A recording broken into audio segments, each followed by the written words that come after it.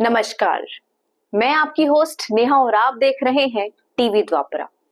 आज हम बात करेंगे महाकुंभ के दौरान शाही रथ और एक महिला के साध्वी बनने की कहानी पर उठे विवाद की।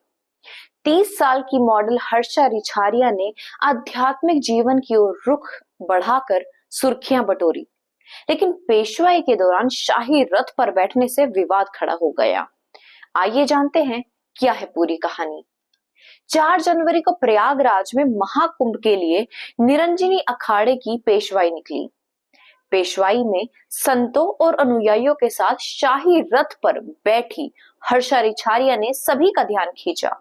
हर्षा ने बताया था कि उन्होंने सुकून की तलाश में यह जीवन चुना और आकर्षण की दुनिया से थोड़ी दूरी बना ली है, लेकिन उनके रथ पर बैठने को लेकर विवाद शुरू हो गया।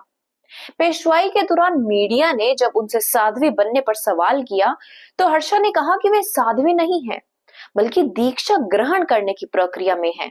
इसके बाद सोशल मीडिया पर उन्हें सुंदर साध्वी कहकर ट्रोल किया गया। विवाद तब और बढ़ा जब आनंद स्वरूप महाराज ने एक वीडियो जारी कर रथ पर हर्षा को बैठने की अनुचित बताया। उन्होंने कहा कि इससे समाज में गलत संदेश जाता है और धर्म को प्रदर्शन का हिस्सा बनाना खतरनाक हो सकता है। इस बयान ने विवाद को और हवा दी है। 17 जनवरी को हर्षा ने महाकुंभ छोड़ने का फैसला किया। उन्होंने कहा कि कुछ शब्दों से उन्हें गहरा आघात पहुंचा।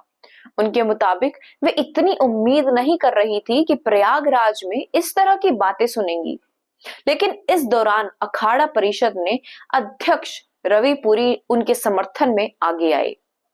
रविंद्र पुरी ने हर्षा को अपनी बेटी बताया और उनके समर्थन में बयान दिया।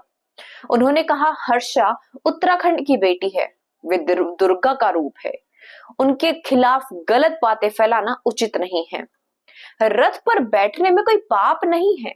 इसके बाद रविंद्र पुरी ने हर्षा को अपने संरक्षण में ले लिया और उन्हें चुनरी ओढ़ाकर सम्मानित किया। अब हर्षा रिछारिया कैलाशानंद महाराज का पंडाल छोड़कर रविंद्रपुरी के पंडाल में रह रही हैं। रविंद्रपुरी रे सेक्टर 20 स्थित पंडाल को हर्षा ने अपना नया घर बताया है। उन्होंने कहा, मैं अपने महाराज जी के पास आई हूँ। उनके आशीर्वाद के साथ मैं धर्म का प्रचार करूंगी और युवाओं को धर्म की ओर प्रेरित करूंगी। हर्षा ने अपने आंसुओं का जिक्र करते हुए कहा कि मेरे आंसू खुशी और दुख दोनों बयां करते हैं। अब जब महाराज जी का हाथ मेरे सर पर है तो मुझे कोई नहीं झुका सकता। मैं पूरे महाकुंभ में रहूंगी और धर्म की सेवा करूंगी। हालांकि इस विवाद ने संत समाज को भी 2 हिस्सों में बांट दिया है। कुछ संतों ने हर्षा के समर्थन में बयान दिए तो कुछ ने उनके रथ पर बैठने को धर्म विरोधी करार दिया। इसके बावजूद हर्षा ने स्पष्ट किया कि वे धर्म से जुड़े युवाओं को प्रेरणा देना चाहती है, उनकी प्रेरणा बनना चाहती हैं। हर्षा ने बताया कि युवाओं के फोन और मैसेज मुझे प्रेरणा मिलती है। उन्होंने मुझसे कहा है कि अगर मैं धर्म छोड़ देती हूँ तो वे भी धर्म की ओर रुख नहीं करेंगे, इसलिए मैंने वापसी का फैसला लिया। अब मैं इन चुनौतियों का सामना करते हुए धर्म की राह पर चलूंगी। महाकुंभ में शाही स्नान और पेशवाई जैसे आयोजन धर्म और आस्था का प्रतीक माने जाते हैं, लेकिन इस बार हर्षा रिछारिया के शाही रथ पर बैठने से जुड़े विवाद ने समाज में एक नए सवाल खड़े कर दिए हैं। क्या धर्म का स्वरूप बदल रहा है? क्या युवाओं को धर्म से जोड़ने का यह नया तरीका है?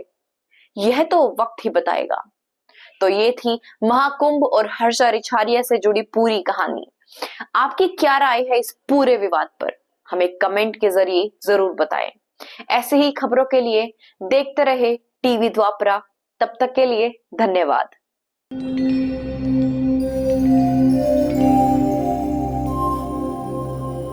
टीवी द्वापरा, संभवामि युगे युगे।